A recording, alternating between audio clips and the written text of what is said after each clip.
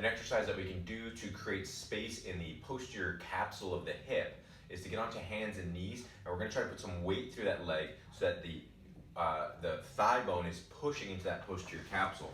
So when I get into this position, what I want to do is I'm going to shift my weight over the leg I'm working. So this will be my left leg, and I'm just going to shift my weight over there. So I'm really putting the weight over this knee on my left side, and I want to relax my belly and my pelvis.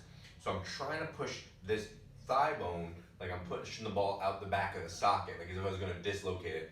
Now you won't do that because your hip capsule is very strong. So we just want to hang out here, kind of shift it over to one side. With my other leg, I might decide I want to have that leg a little bit straighter for comfort, or whatever position I want to be in. And I can kind of search around until I find a tense spot. But this technique takes a few minutes. So get to a spot and stay there about 30 seconds and see if you start feeling that deep stretch. And this is a capsule stretch, so it feels different than a muscle stretch does.